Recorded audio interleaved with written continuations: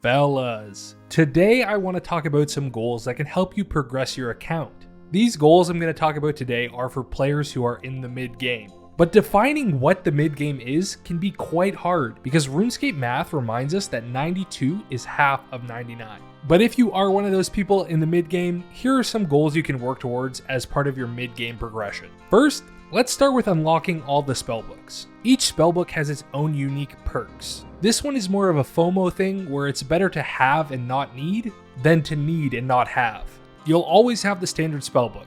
That's just how your account starts. But to get the Lunar spellbook, you'll need to do Lunar Diplomacy. Lunar Diplomacy in itself is a good benchmark for account progression, but also offering you a spellbook and Lunar Isle is a great incentive to get it done. The Ancient spellbook can be obtained by completing Desert Treasure. Desert Treasure is another one of those quests that works as a great benchmark. Plus, it will be needed for the upcoming Desert Treasure 2. I think the Ancient spellbook has the most practical uses of all three. It's great for PVM and PvP. This is definitely a spellbook you want to unlock when you can. And lastly, the Arceus spellbook. There's some mixed reviews on this one, but this spellbook is actually quite powerful. It has spells that let you offer bones or ashes for crazy prayer XP during your Slayer tasks, or even at a bank. And it also has thralls, which have become a main mechanic in high-level PVM over the last couple years. To unlock this one, you'll need 60% favor in the Arceus house, but you really should do 100%.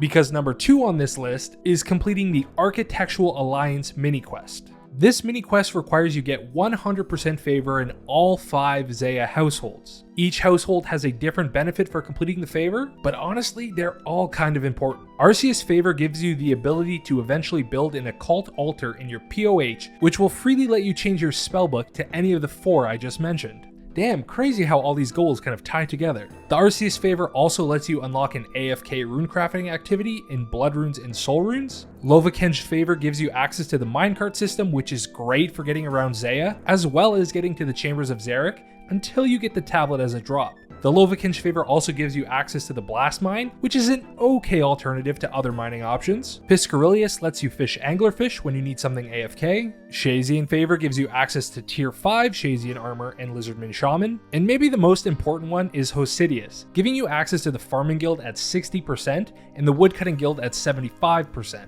At 100%, you'll unlock the Hosidius Kitchen, which has a range that decreases your burn chance by 5%, as well as the Tithe Farm, the minigame you can get the Farmer's Outfit from. And speaking of the Farmer's Outfit, that leads me into number 3, skilling outfits. I personally think skilling outfits are important, but some people might not agree with me on this one. So feel free to jump to number 4 if they're really not for you. But getting skilling outfits is a great way to set yourself up for skilling throughout the mid game and into the late game. Also, getting most of these outfits require you to train the skill you're getting the outfit for, in turn progressing your account even more. The Carpenter's outfit, Farmer's outfit, Pyromancer outfit, Angler's outfit, Prospector's kit, Lumberjack outfit, all give you 2.5% additional XP when you're training the skill. In reality, this boost is nothing crazy. Other outfits like the Rogue's outfit is very useful because it makes your time pickpocketing even more GP per hour by doubling the loot. The Smith's outfit makes you smith 1 tick faster, in turn saving you time when smithing, and the Remnants of the Eye gives you 60% more runes when runecrafting.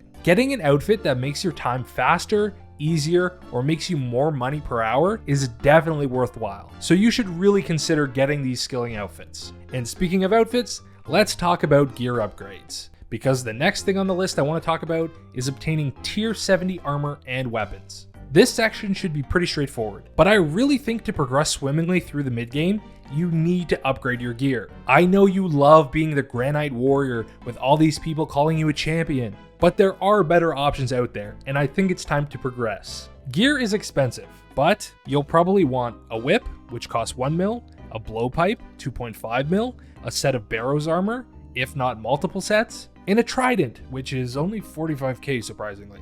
But once you can 1, use this gear, and 2, actually own it, you're in a very good place to be grinding out high-level quest bosses and making a bit of money from PVM. And to make that money, the next thing I want to talk about is unlocking moneymakers like Zulrah, Vorkath, and the Phantom Muspa. Now, I really don't want to talk about these too much in this video, as I'm currently working on one around these 3 bosses specifically, and how you should kind of pick which one is right for you. But starting out, I really recommend you try to learn Zulrah or Vorkath.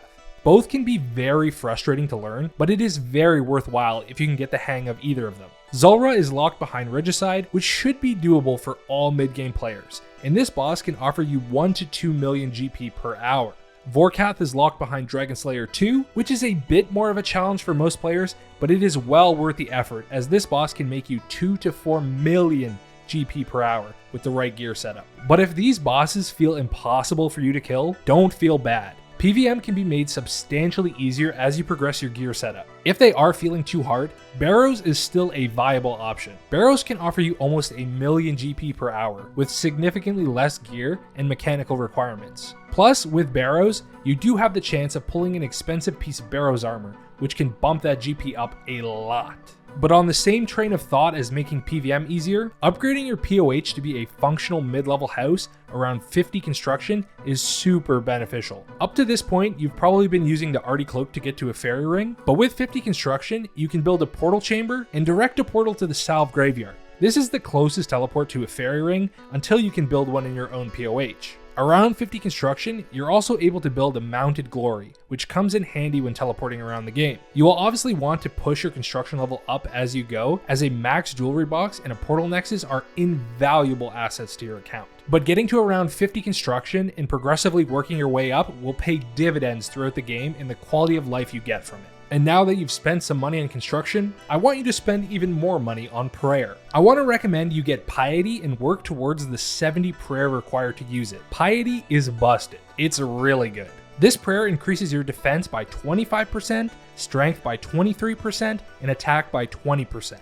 This is huge. Piety is also free. You don't have to buy a scroll to learn it, you just need 70 prayer and the completion of a quest to unlock it.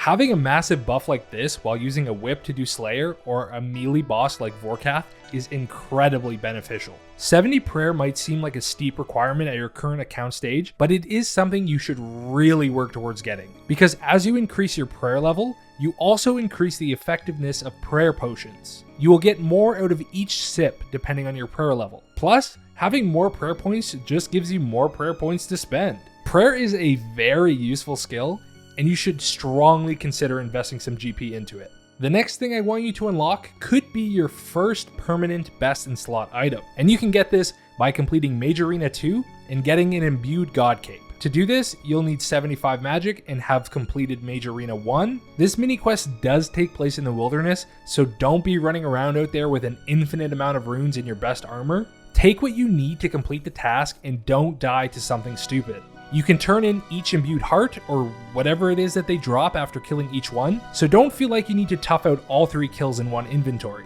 The Imbued God Cape is currently the best mage item in the cape slot and will likely stay this way for the foreseeable future. They may eventually add an augment to the cape as a drop from a raid, but you will likely always need this cape, so this is one you definitely want to get done when you can. A slightly smaller goal that might take you longer than everything else on this list is getting access to Tier 2 of the Farming Guild. This requires 65 farming to enter, as well as completing at least 60% of the Zeah Favour on Zeah. But getting access to Hespori is a great way to get a big chunk of farming XP, as well as giving you the chance of getting a bottomless compost bucket for a little bit of extra GP. This wing of the Farming Guild gives you access to another herb and tree patch, which is great for even more GP and XP every day, but you also get access to the Anima patch, which is quite interesting. This patch allows you to plant rare seeds obtained from Hespori. The Atlas seed causes all farming patches across Gielinor to have increased yield. The Izor seed decreases the chance of patches getting diseased. And the Chronos seed provides a chance for farming patches to skip a growth stage, basically letting everything grow faster. Each have their own unique benefits, and it's kind of up to you to choose which one suits your needs at the time. But all of them are a bonus, so you should definitely unlock them. And finally, to close out this list, let me hit you with the no leather classic. Get a quest cape. Completing every quest in the game is the best way to progress your account.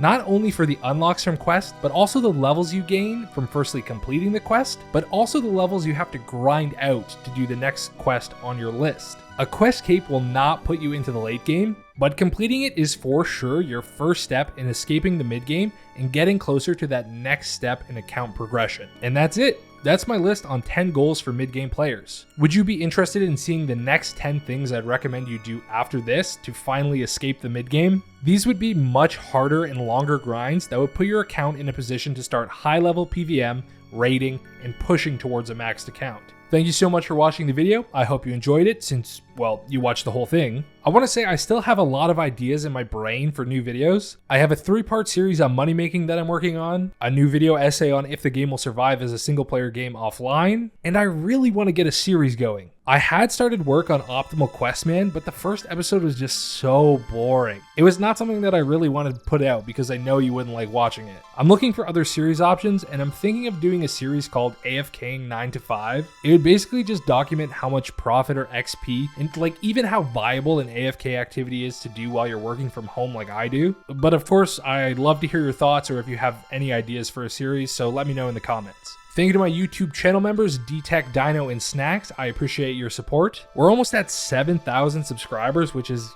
kind of insane. I never really expected so many people to see the videos I make, but even with this accomplishment, not a single person has proposed to me in the Lumbridge Church. But other than that, thank you for watching, and I will see you in the next one.